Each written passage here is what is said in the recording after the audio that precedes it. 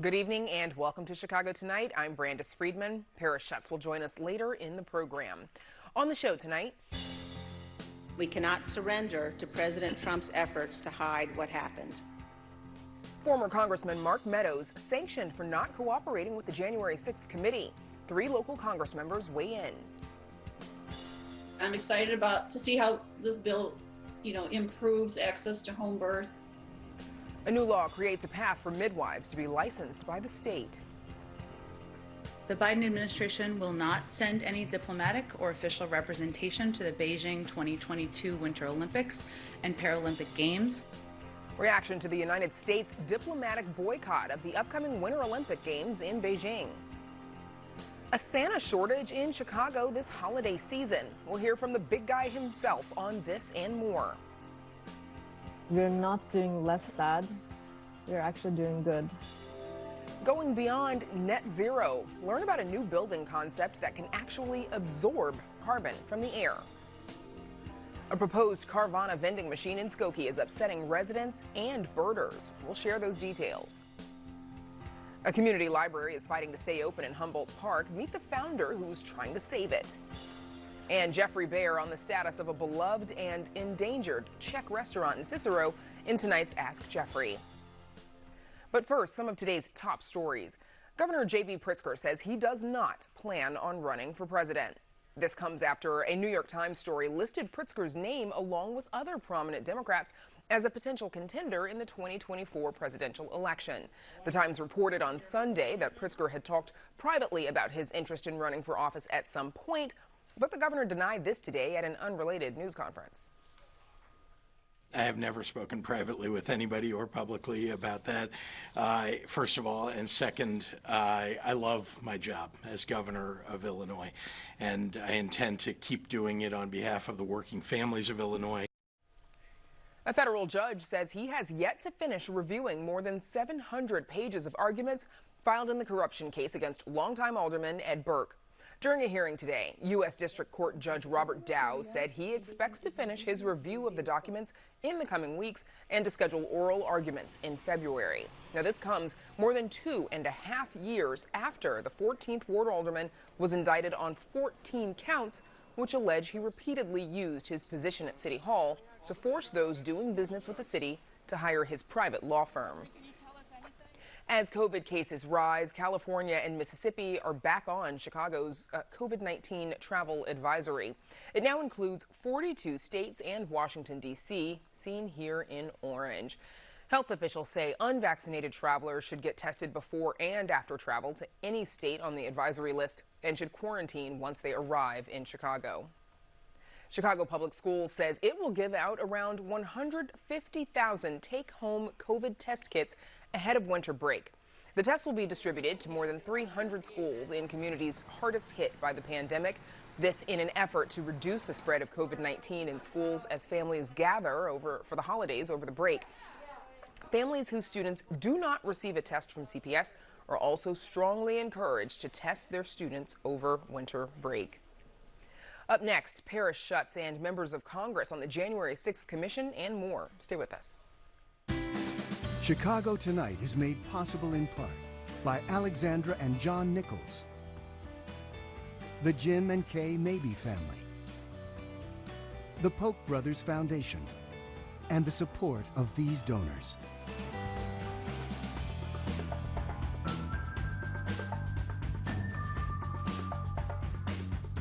Congress votes to hold one of its own, former lawmaker and White House Chief of Staff Mark Meadows, in contempt. Meanwhile, federal lawmakers hold court in Chicago for a hearing on the city's high violence. And joining us to talk about all of this and more are Congresswoman Robin Kelly, a Democrat from Madison, Congressman Mike Quigley, a Democrat from Chicago's North Side, and Congressman Danny Davis, a Democrat from Chicago's West Side. We did invite every member of Illinois' Republican delegation to join us tonight, and they declined our request. But as always, we thank you three for being here. You all attended this committee hearing in Chicago about violence yesterday. Congressman Davis, did you come away with any consensus from the participants on solutions to the problem this year? I think we did, and I want to thank Senator Durbin for holding it. I think we all agree that guns, the presence of guns, the availability of guns, the ability for all kinds of people to acquire guns, that if we could reduce the number of guns in our society, if we could stop the gun trafficking. Illinois has some good laws, but we're right next to other states that you can go and acquire a gun in Indiana, bring it back to Illinois.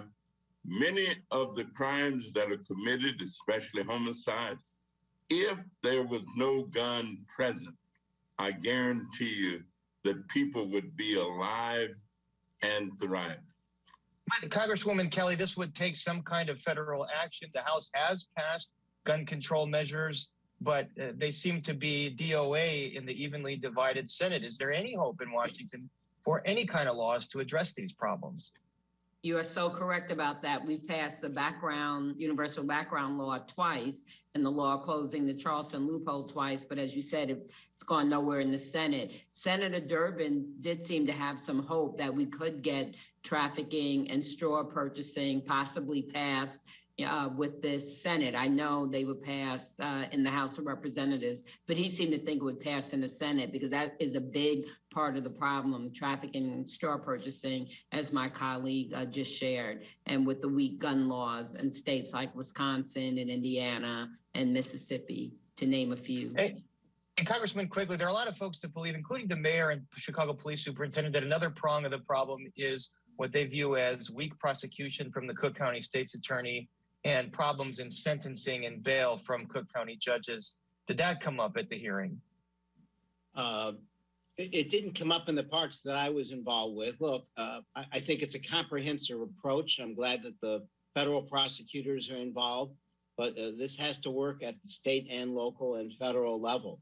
And if there's a failure between any of them, we're not going to get the job done.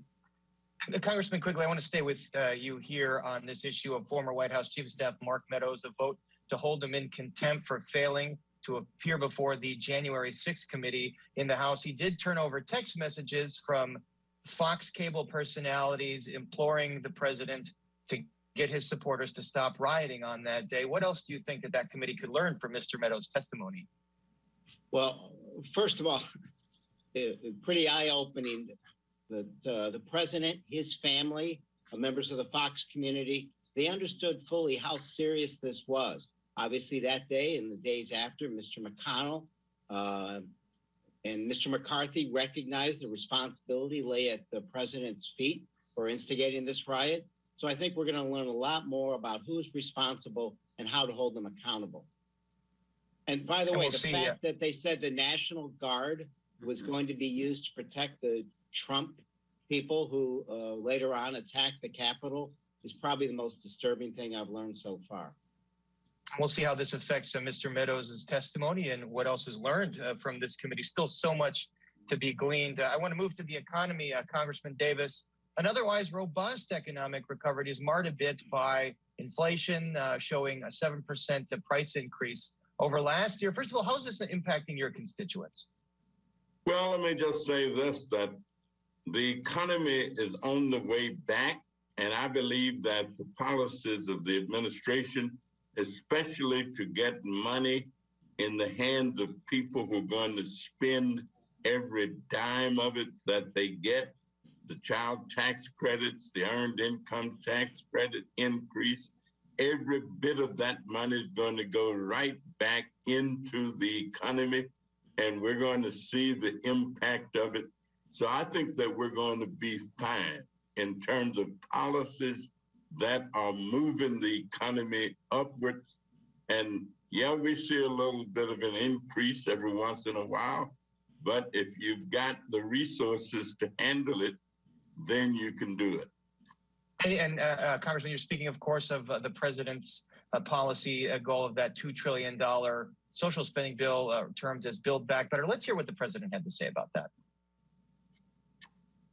Build Back Better bill is not going to increase inflation. It will diminish inflation. It has a negative impact on inflation. It doesn't raise inflation. But that's hard for people to think about right now because inflation is up. Congresswoman Kelly, this is still where it's been for the last seemingly better part of a year, in that everyone's waiting to see what two moderate senators, Manchin and Sinema, want to do about it. But part of this is a child care tax credit, which, as it stands now, expires at the end of the year. Will there be any action on that as a standalone, perhaps? We're hoping that it will be in the Build Back Better Act when it passes in the Senate, and assuming that it's going to come back to us because there's going to be some changes. But we're hoping that's one of the provisions that stays within that act and that it is extended. It's very important. It has helped many families, and I'm hoping that my colleagues in the Senate can see that or realize that. And Congressman Quigley, any idea why Senator Manchin holds his cards very close to the vest on this and still won't commit one way or the other? You know, it's worked for him. He's been very cautious. I can't read his mind on this. I can never predict what the Senate's going to do. I'd like to think they'd get something done before Christmas. I'm starting to be a little pessimistic about that with his last remarks. And Congressman Quigley, I want to move to foreign policy. The Russian President Vladimir Putin putting troops on the border with Ukraine, threatening to invade. You wrote a letter to the president saying the U.S. needs to assist Ukraine and sanction Russia. Should the president of Russia invade, what is the appropriate U.S. and NATO response?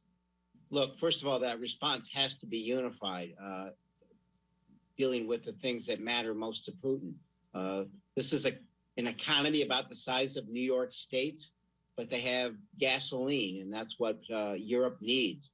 So he knows winter is coming from a climate point of view and from a political point of view, and using that to the maximum extent. So we have to use that in the pipeline he holds so dear against him. I also think shutting him off from the banking system, the SWIFT program, is something that would matter to him, and going after the oligarchs and the financial system of Russia. Those are things that matter most to Putin, and I think it's the reason he's seriously contemplating this decision. So perhaps posturing for some other interests he has, including, as you mentioned, that Nord Stream pipeline out there. And that's where we're going to have to leave it for now. Our thanks to Congressman Danny Davis, Congresswoman Robin Kelly, and Congressman Mike Quigley. And now, Brandis, we toss it back to you. Paris, thank you. Decades ago, Illinois outlawed midwifery. The state is now reversing course. Amanda Vinicky joins us now with more. Amanda.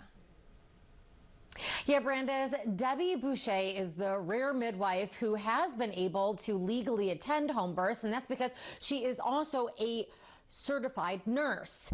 She's actually a certified nurse midwife with full practice authority, to be exact, and that is among her other medical titles. She says that there are a lot of reasons that mothers choose to have home births. I've seen births anywhere from just the woman and her husband and myself and my assistant, all the way to, extended family members are there, and it's a big party, So having that flexibility to do things the way they want to do. It is different from midwives who are not also licensed nurses. They essentially have been operating underground with limits, like they can't purchase certain drugs or coordinate care with hospitals. An unlicensed provider has to take someone to the hospital, transfer her care to the hospital. They can't go in with them. So the patient is going to lose that labor support because they can't often, sometimes they do. I have heard that sometimes they do go in and, they become the patient's sister or, doula. But to avoid the risk of getting caught, they often can't come in and help the patient through that. That is set to change due to a law signed by the governor today that creates a path for non-nurse midwives to be certified, licensed by the state, so they can legally attend to perform these out-of-hospital births. Demand for at-home births has been increasing, especially so during the pandemic when a lot of families were doing what they could to avoid hospitals. Boucher, who is applying to be on that state certification board, says that the law is designed with limits in place to protect patient safety. She says having more licensed midwives will help to meet this rise in consumer demand. And It will decrease the number of unattended home births that sometimes are happening because people can't find a licensed provider and they absolutely don't want to go to the hospital. The president of Holistic Collective, that is a community-based organization on the south side of Chicago that provides at-home and postpartum services, says demand is especially high for Black moms. The numbers don't lie. They speak for themselves. Black women are dying at the rate of 8 times of that of white women. And it's a scary thought of us going to the hospital knowing that we have a higher percentage, or higher rate of dying than our counterparts. And so we want a safer option. We want to be able to have someone providing for us that looks like us, that understands our plight of being Black and walking here in America, and that really can relate to us, somebody we feel safe with. Star August, who had her own bad experience giving birth at a hospital, is now studying to apply for that certification. I'm sitting for the NARM exam pretty soon. Essentially, if I pass, I'll be the first Black CPM in the state of Illinois that'll be qualified to apply for a license in the state, which is kind of ironic because I am a descendant of my great-great-grandmother who was a grand midwife in the state. And there's like a long history of us being ostracized and kind of pushed out. But like I was saying, you know, really when it comes to like the birth maternal health crisis, like we are a viable option, one that could really decrease these negative outcomes that we're having. She says that having an appointment with a midwife would be something different than a standard appointment with an OBGYN with 15 minutes or so of checking vitals and checking a urine sample. She says midwives do that, but they also go to a patient's home. So we're able to see, you know, is there any type of social determinants that need to be addressed? Do they not have any food? Do they have housing insecurity? Is there someone else in the community which I can connect them with? Like, these are things that we typically see. So we really get a chance to really see these people full circle. And that really feels like a strong bond between us, to the point that like if they feel like something's off, they just call us, and they have access to us 24/7. They can call us, hey, you know, I think something's up, something's off. And we actually listen to them and we meet them where they are. We go to their home.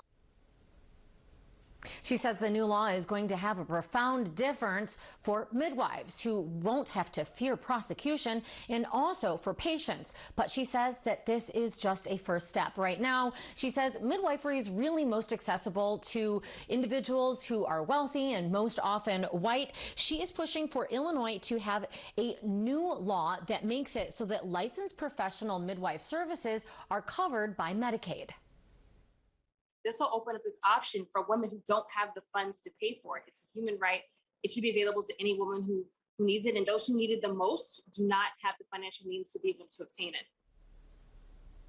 Now, earlier this year, Illinois became the first state in the U.S. to provide 12 months of postpartum care coverage to low-income mothers via Medicaid. Now, with today's law, which takes effect, by the way, in fall of 2022, Illinois becomes the 37th state in the nation to have licensed midwives. Brandis, back to you. Amanda, thank you. Demand to see Santa Claus this holiday season is up significantly compared to years past. Families are lining up around the city to meet with the big guy himself. But in some places, there's a struggle to meet the demand. And a note to parents, it is possible that some of Santa's secrets might come out during this conversation, so you decide if you want to send the kiddos out of the room, because joining us now to talk all things Santa this winter are Santa Tim, who has been busy lending a hand to Santa Claus in the North Pole, and Keith Strauss, CEO and founder of Chicago Santas. Thanks to you both for making the time for us during this very busy season for you. Santa, welcome to Chicago tonight. Let's start with you, please. Tell us about how it's been going. Good to be here. Tell us about how it's been going this holiday season with meeting with families. Who's on your naughty and your nice list? Well, I'll tell you what, there's very few kids on the naughty list this year. And a few are straggling both the good list and the naughty list. But Santa always believes in redemption. And if they can do their best job, then they can get on that good list. But we've been busy. It's been really busy this year. I'm sure it has. And because of what this year has been like, and maybe it's not easy for everybody to stay quite as nice as they'd like to be. Keith, you've been in business for 48 years. Tell us about this increase in demand and how it's affected the jobs that you've been able to take on this year. Well, Brandis, I can tell you that, last year, although it wasn't a total wash, it was close to it.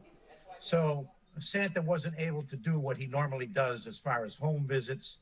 Some of the malls didn't have Santa last year. So there's an overwhelming demand for Santa this year. So much so to the point where there's more work than we have Santas available. We employ 25 Santas with Chicago Santas, and they are nonstop between November the 11th up until Christmas Day even. And the requests are still coming in because Christmas, the day after Christmas Day falls on a Sunday. So some people are still having parties. They're still requesting Santa. It's just been unbelievably bedlam, so to speak, because of the shortage last year where we weren't able to visit like we've normally done in all these years past. And Keith, what would you say, what do we know about what's behind the Santa shortage that you've been seeing? Well, you know, the majority of our Santas are up in age, 60 and better. Unfortunately, some of them did pass away from COVID, and not all from COVID, but some of them did. And there's not enough in the actor pool, so to speak, to, anybody can put on a Santa Claus outfit, but you gotta have it here. And we've been successful with all of our clients for so many years because our guys portray Santa from the heart. So it's hard sometimes to find the right guy to portray Santa. We've been very fortunate, and I think that's why we're as successful as we are. That's so right. Hopefully, as years go by, we find more people and we build our stable, so to speak, back up. Yeah, that's right. Not everyone can portray Santa, and we're sorry to hear of the loss of the men that you have experienced. Santa, coming back to you, what drew you to this job? What do you love about it? Well, it's the kids and the love that they share. And you know, every day's a holiday for Santa, so I don't care where I'm at. I just get love everywhere I go, and it's just a beautiful thing. And Santa, we were just talking about, Keith was saying how it has to come from the heart, of course. What makes a good Santa? Well, first of all, you got to believe. And, it's from the heart. It's, to see the joy and the sparkle in the little children's eyes when they get a glimpse of Santa. I can't describe it anything other than that. And I will say that last year, with the way the situation was with COVID and everything, I didn't realize just how much I missed the love from the little boys and girls. So it was that much better this year so far. And Santa, do you yourself, or any of your Santa colleagues have any concerns about exposure to COVID or even the cold and flu, which may have been a concern pre-pandemic as well? Well, I always get a flu shot every year. And then this year I had the COVID vaccine and the booster, and we wear the Santa shield on the face. And I'll be, the boys and girls have been really good, and the parents, about wearing their masks when they see me. They sit next to me so no one's on Santa's lap this year.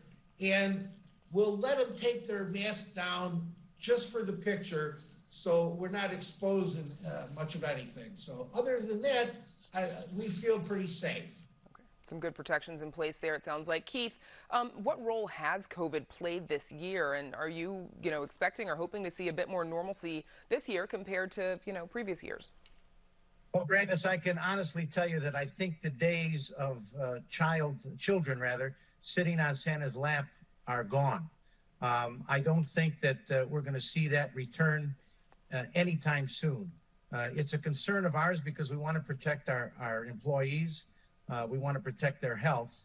And the majority of the people understand, even a little baby that, like I say, they just came off the assembly line. We used to be able to hold them and cuddle them in our arms. We can't do that now. So we have the parents sit next to us and do it. But I honestly say, and most of the Santas will agree, that I think the days of the kids sitting on our laps have gone to the wayside, which typically isn't a bad thing either, because the parents have a little more control over their children when we don't have to control them, so to speak.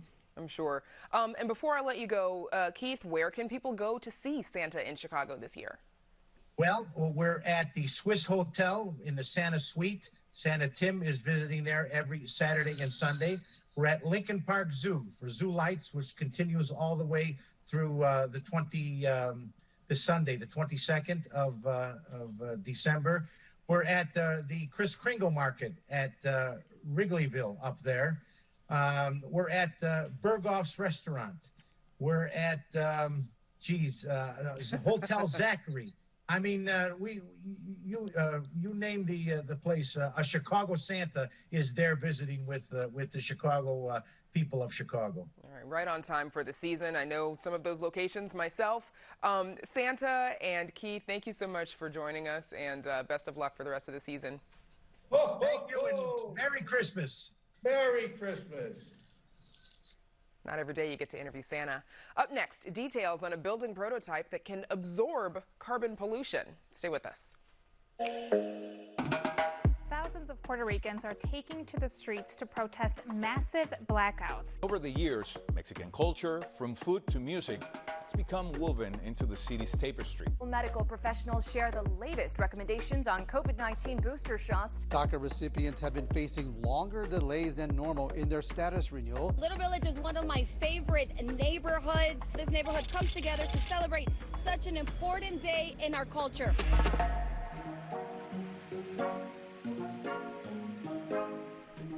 And there's much more ahead on the program, including a look at an independent library struggling to survive.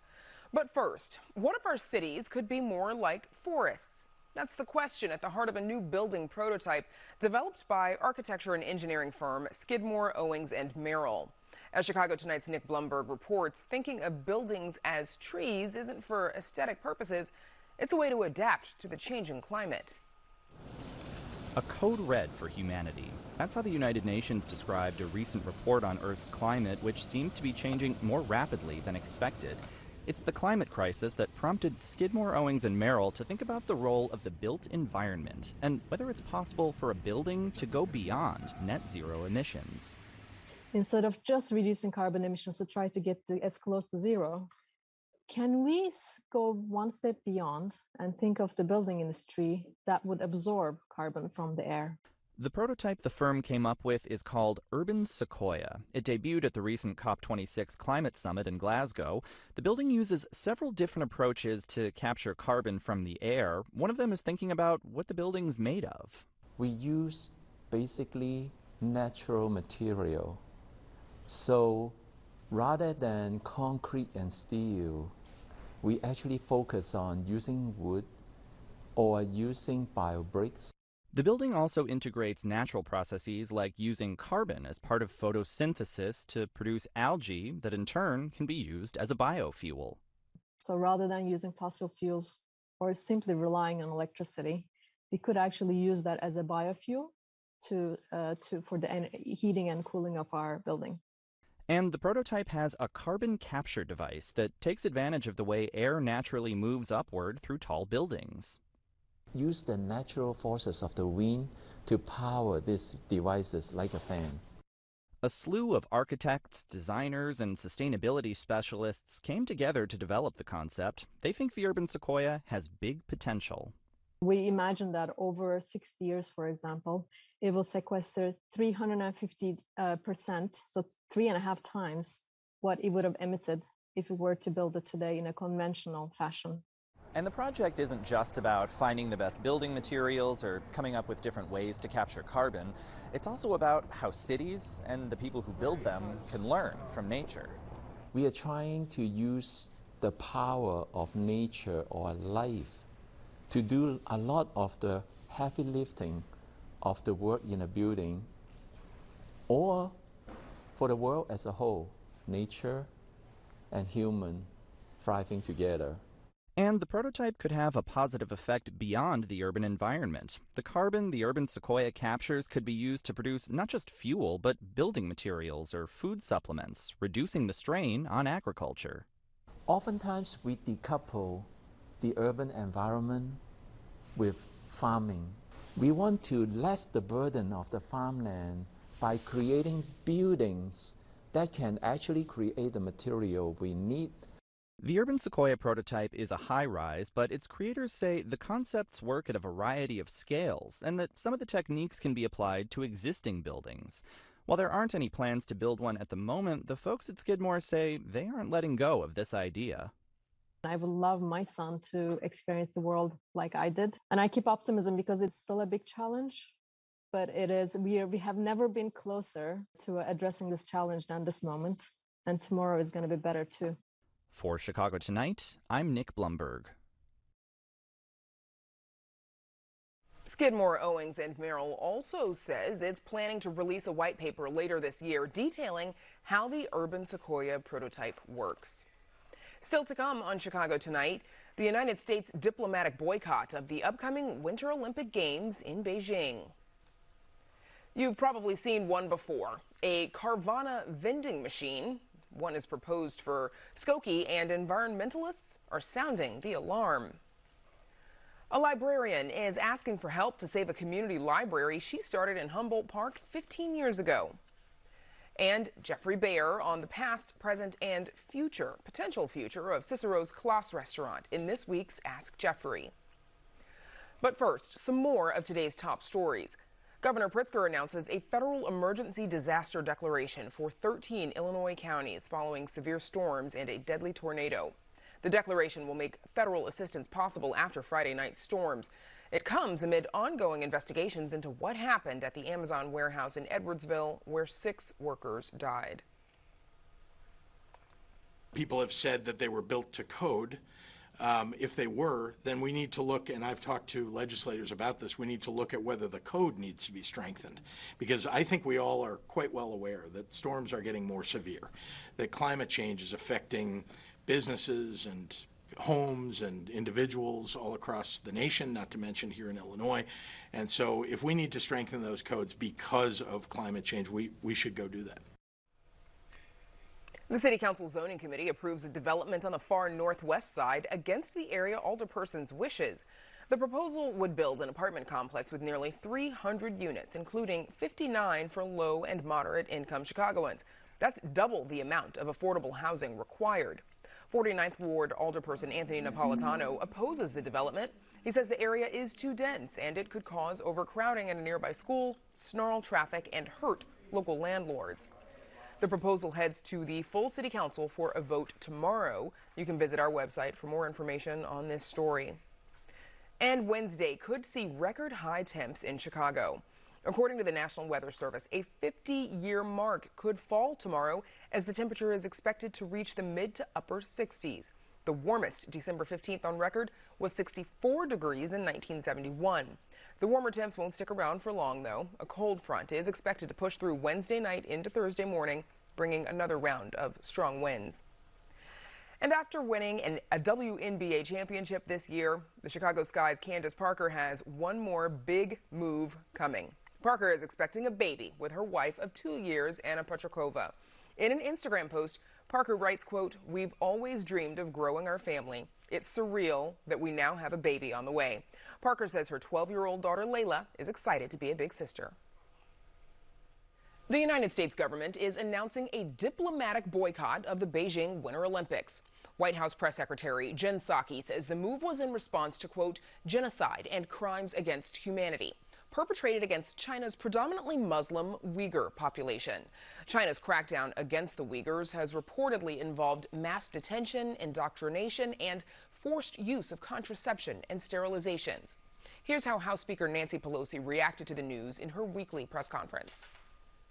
We must support our athletes. That's very important. But we cannot proceed if there's nothing wrong with having the Olympics in a country that is engaged in genocide and perpetrating human rights abuses. I don't get it.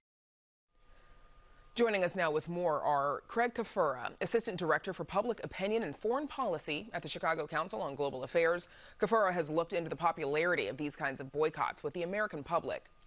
John Soares, a history professor at the University of Notre Dame, who has written about politics and the Olympics. And Brent Huffman, a journalism professor and documentary filmmaker at Northwestern University. Huffman's work has examined China's expanding influence around the world. Gentlemen, thank you all for joining us. John Soares, let's start with you, please. What is the point of this diplomatic boycott of the Winter Olympics in Beijing?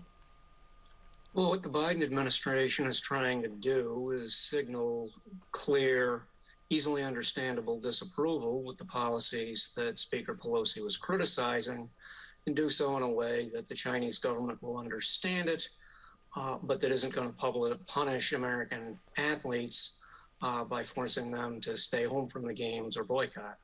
Do people care that the diplomats aren't coming?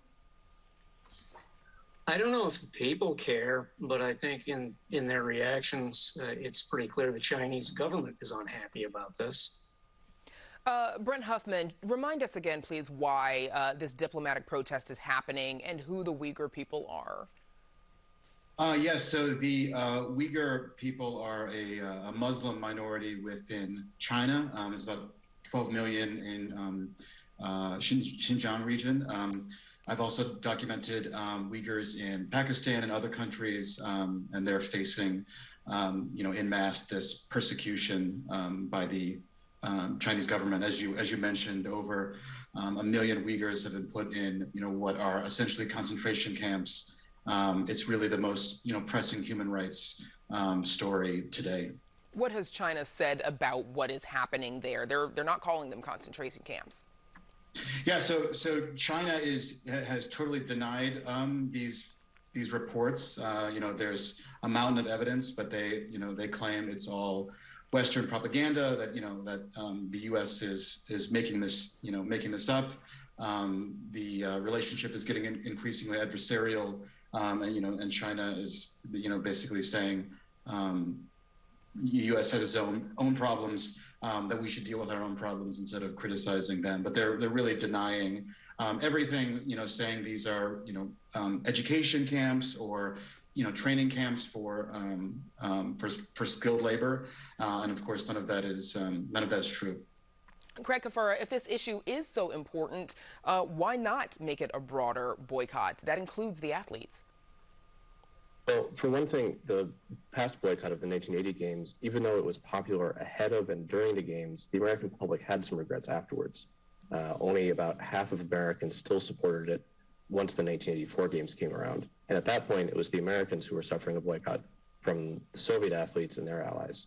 And this year, in the 2021 Chicago Council survey, we find that a narrow majority of Americans support some sort of a boycott of this year's Beijing Olympics. 53% of Americans overall, including 62% of Republicans.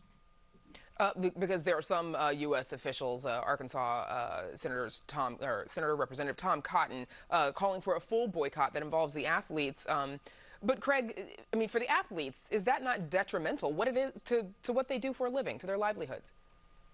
Yes, that's the argument that a number of other senators have made, even those who are quite concerned about China and human rights in China. Senator Mitt Romney, for example, who worked on hosting the Salt Lake Games back in 2002, said that it would be unfair to American athletes to expect them to boycott a games that they've been training for years and years of their life. So I think what the American government is doing here is more or less what Speaker Pelosi said, trying to split that middle between both supporting U.S. athletes and also demonstrating American concerns about human rights inside China. And John Soares, you touched on this earlier, but how is this news being received by China?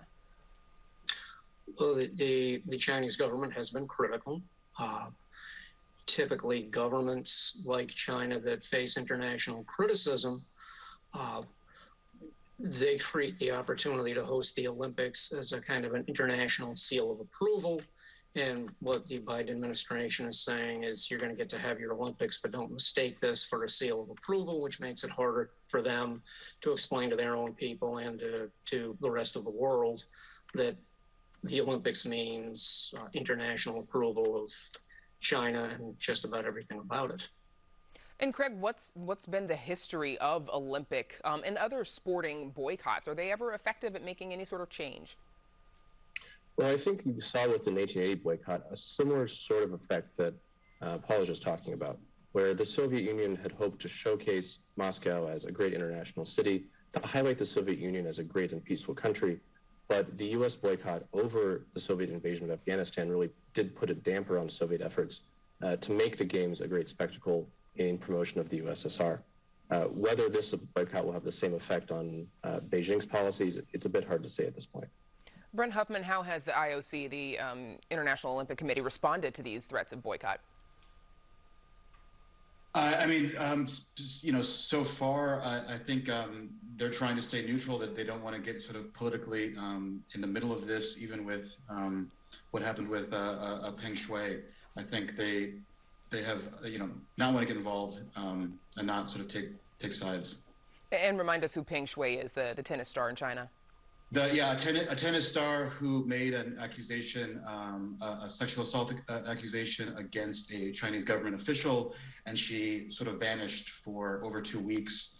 Many believe that that she was sort of taken in by the Chinese government and forced to not speak. She's sort of shown up here or there, but it was an issue, I think, that made the wider U.S. and global populations kind of pay attention to what's happening in China and why did she disappear? What's happening to these people? John, does the U.S. need other nations to join them in this boycott in order to be effective, to really have the impact that it's hoping to have? Well, the U.S. is trying to make a statement. The more countries that seem to sign on to the statement, the greater the international disapproval it would seem to represent. So there would be upsides for the Biden administration if more countries sign on. But I think for President Biden's purposes, making the clear statement of disapproval, even if the U.S. were the only country making it, I think he would figure that this is a worthwhile step on human rights grounds. Okay, something to, obviously, we'll continue to watch the impact of this going forward. My thanks to our guests, John Soares, Brent Huffman, and Craig Kafura for joining us. And we're back with more right after this, but first, a look at the weather.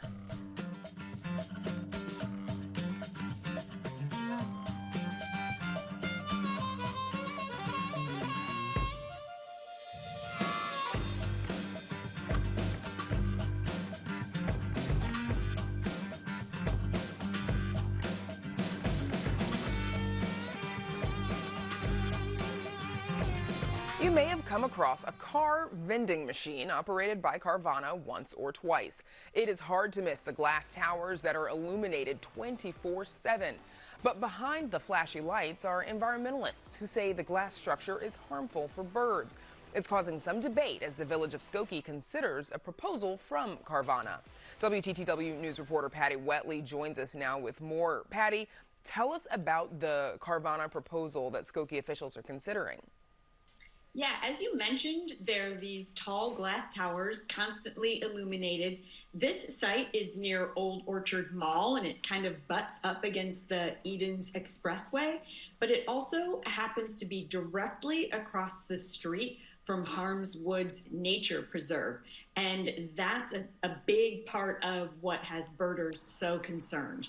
Why do environmentalists say this is bad for birds? Well, it's that triple threat combination, kind of a perfect storm. The clear glass that Carvana, the see-through glass that Carvana prefers, birds won't know that it's glass. They'll think they can fly right through it. And also the constant illumination and the fact that this building sits right along a very important migratory greenway for birds just seems like a recipe for collisions. And that's really the concern here. So what's next for the proposal, Patty?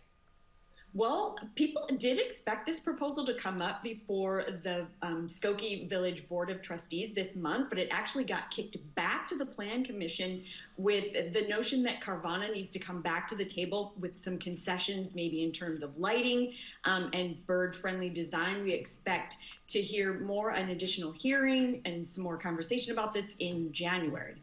Okay, yeah, a vending machine for cars might look cool, but not the best for nature, it sounds like. Patty Wetley, thank you. Thanks, Brandis. And you can read Patty's full story on our website, WTTW.com/news. An independent library in Humboldt Park is fighting to keep its doors open after operating for nearly 16 years. Chicago Tonight's Joanna Hernandez speaks with the founder about how she's trying to keep it running. Read Write Library in Humboldt Park is not your traditional city library. This is just an absolutely incredible artist book with a music piece. Is really like nothing else that you would ever see out there.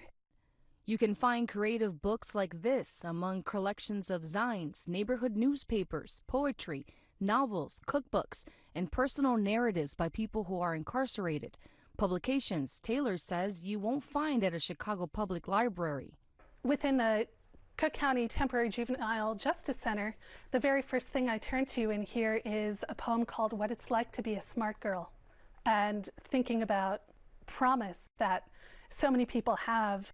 I always wanted to be challenged, but I can't because I live with so much violence. My mind is a terrible thing to waste. Nell Taylor was in her early 20s when she had the idea to create a space where people could connect to different parts of the city through art and culture using local media.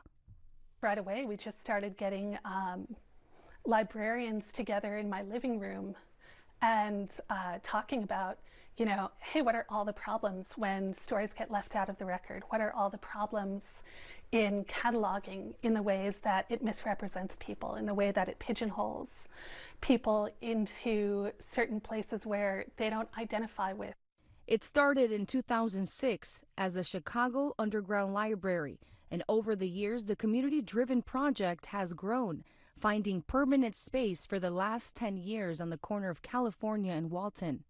It's just been such an incredible space to grow into. When we first started, we were just in the back here, which was about 600 square feet. We could maybe fit 10 people around the table for a field trip. A few years ago, when we were able to expand into the front room, that gave us 1,600 square feet, a lot more flexibility. Taylor says the independent space has focused on hosting community programming and pop-up libraries aimed at giving the community access to local stories.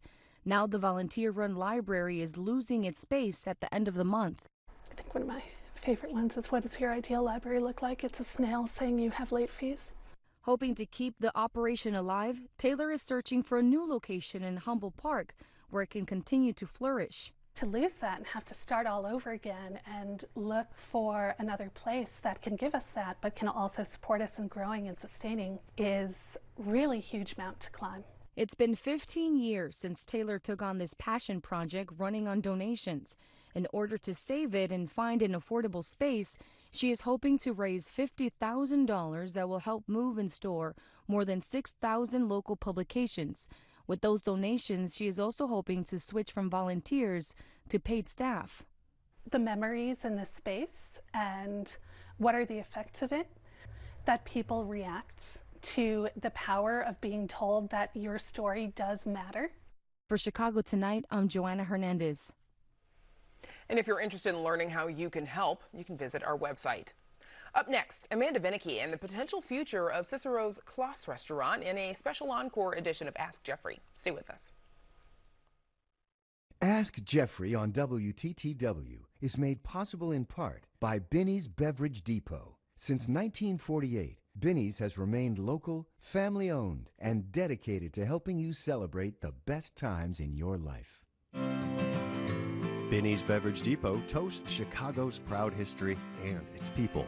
Since 1948, Binny's has remained local, family-owned, and dedicated to helping you celebrate the best times of your life. The old world meets the new at a legendary Cicero restaurant that's long served as an anchor for Chicago's expansive Czech community. But now its legacy is under threat. Jeffrey Baird joins us with the story of the Kloss restaurant in this week's Ask Jeffrey. Welcome back, Jeffrey. Good to be with you. Great to be with you too, Amanda. All right, now let's get to that question. I know you're hungry to answer it. I recently attended a fundraising event being held by various Czech groups in Cicero. They are trying to purchase the old Kloss restaurant on Cermak Road and save it from demolition. What is the story of this unique old building? So, Jeffrey, what is it? Right. Unique, you said. That is truly the right word to describe the Kloss restaurant. You're going to see what I'm talking about in just a minute. As our viewer points out, it is still standing, at least for the moment, in West Suburban Cicero on Cermak Road. Let's take a look at what this place looks like. And if you're hungry, I'm afraid you're out of luck because it's a shuttered restaurant right now. You can't miss the building's gabled roof and old world character, though. Notice the coats of arms and flourishes like bells and statuettes on the facade. This feels like something you'd stumble upon in a rural village in Eastern Europe. And a signature highlight of the restaurant are its expansive murals in various rooms, which depict different stories and themes. Some have been lost, but others survive under several layers of varnish, like these from the Russian Room, painted by a local artist named Gennady Gordeyev during the Great Depression. As I said, the restaurant is currently boarded up, but we got these photos actually from the artist's granddaughter. The restaurant's origins date back to 1922, when a Czech immigrant named Adolf Klaas opened a tiny operation on the site, just 6 tables and a lunch counter. Klaas served Czech staples like chicken paprikash and dumplings, and of course, that wonderful Czech beer. Over the decades, the business and the building grew considerably, eventually holding as many as 350 people in its banquet rooms and bars. After Mr. Klaas died in 1962, various owners kept the business going, and the restaurant became kind of a must visit for Czech and Czech American celebrities, dignitaries like former U.S. Secretary of State Madeleine Albright, who visited, and a wide range of musicians who would sometimes perform there. Klaas ultimately closed its doors in 2016, mostly for financial and operational reasons, although many hope the doors are not closed for the last time, and we're going to have more on that in just a moment. I think I actually know somebody who visited and partied in one of those banquet rooms. My best friend's grandfather, who was Czech, celebrated a birthday there once. And Jeffrey, Chicago does have a rich history of Czech communities calling Chicago home. That's absolutely right. The first wave of Czech or Bohemian immigrants started out settling in Pilsen on Chicago's Lower West Side. This is before it was a Mexican-American neighborhood. This was in the late 1800s. And the neighborhood even gets its name from the Czech city of Pilsen, where Pilsner beer originated. And you can even see, if you look closely, the distinctive Baroque architecture that Czech residents built all over the neighborhood and in neighboring Lawndale. Eventually, many who could afford to leave the city moved west to Cicero and Berwyn. A big draw to Cicero was the Hawthorne Works Western Electric plant, which employed many Czech immigrants and families who made America's first telephones, and many of the telephones all over the country. A connecting line, sort of literally, that runs through all the communities that we're talking about here is 22nd Street, which of course now is known as Cermak Road, and it's named for Mayor Anton Cermak, Chicago Mayor Anton Cermak, who was himself a Czech immigrant. Now, he served only 2 years in office in the early 1930s because of his untimely death. Cermak was shot and killed in Miami, Florida, while he was appearing with President-elect Franklin Delano Roosevelt. An assassin was actually aiming for FDR, but he missed. After he was shot, the wounded Cermak supposedly said to Roosevelt, "I'm glad it was me and not you. I'm glad it was me instead of you," actually is the quote. The veracity of that quote has been questioned by scholars, but it's actually inscribed on the wall of Cermak's crypt in Bohemian National Cemetery.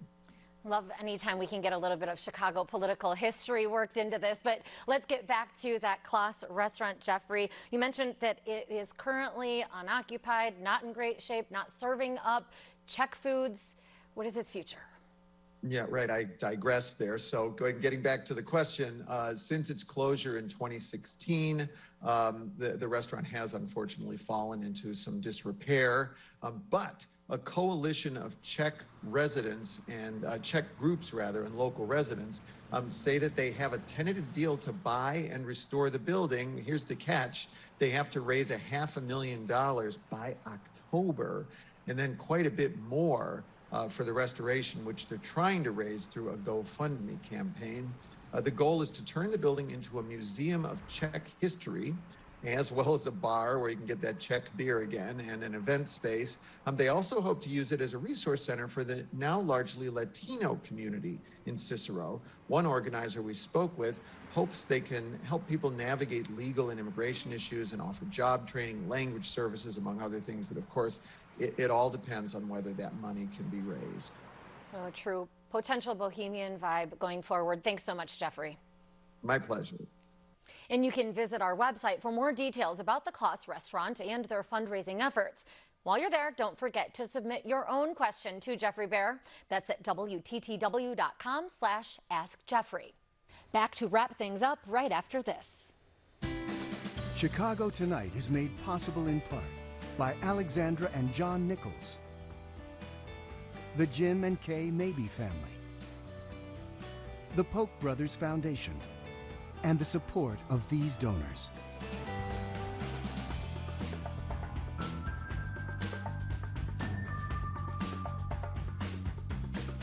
And that's our show for this Tuesday night. Please join us tomorrow night live at 7. City Council members take up a proposed $3 million settlement for Anjanette Young in what could be the council's last meeting of the year. And a photographer documents the American dream, small businesses owned and operated by immigrants. Now for Paris Schutz and all of us here at Chicago Tonight, I'm Brandis Friedman. Thanks for watching. Stay healthy and safe, and have a good night.